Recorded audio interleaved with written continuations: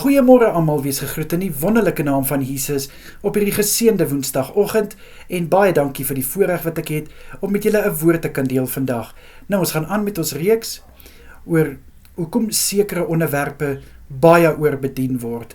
En vandag se onderwerp is ek seker, ons hoor dit op 'n konstante manier. En dit is natuurlik geloof.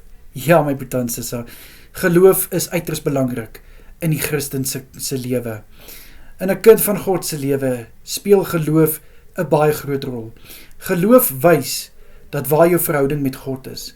Geloof wys dat jy op God volkome vertrou, of jy nou kan dit sien en of jy dit nie kan sien nie. Jy het nog volkome vertroue in God en jy het geloof.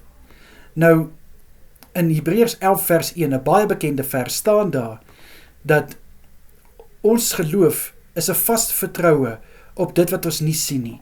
Nou, hoekom moet ons geloof hê?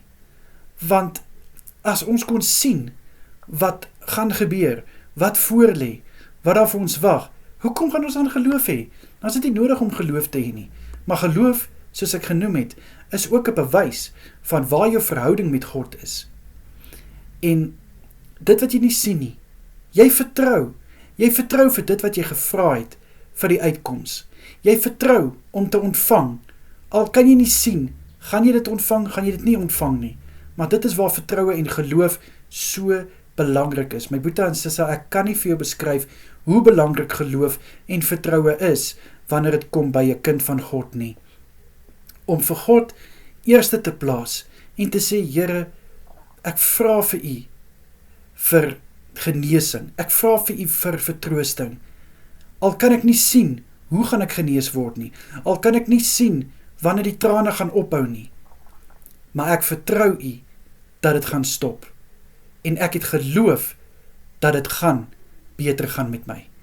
En dit is wat jou so standvastig maak in die koninkryk van God, my broer en suster, jou geloof en jou vertroue.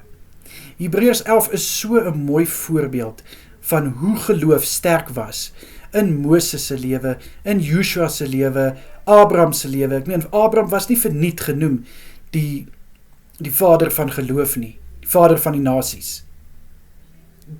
So my broer en suster, wat ek graag by jou wil los vanoggend, is dat ek weet, dis nie lekker as jy nie kan sien wat vir jou voorlê of wat die uitkoms gaan wees nie, maar om vir God te vertrou en om geloof te hê in ons hemelse Vader, gaan opmaak vir hierdie wagting. Dit gaan opmaak vir dit wat jy oorwonder, want ons dien 'n genadige God. Ons Here is 'n God wat sy beloftes hou. En ek gaan hierdie vers om jy af te sluit aanhaal. Dit klink net beter vir my in die Engelse vertaling. Walk by faith and not by sight. 2 Korintiërs 5 vers 7. Vader, baie keer sukkel ons met geloof. Ons sukkel om te vertrou, want ons sien dit nie. Here, ek bid in Jesus naam, dat ons gevul sal wees met die kennis rondom geloof, met wysheid oor vertroue. Asseblief, Here, baie dankie, dat U ons nie sal teleurstel nie. Liewe Here, U het ons nie in die verlede teleurgestel nie, hoekom gaan U dit nou doen? Laat ons vashou aan die vertroue en die geloof in Jesus Christus. Dankie, Vader. Amen en amen. Julle moet 'n wonderlike dag verder hê. Kyk mooi na julleself, wees geseënd, tot môre toe. Totsiens julle.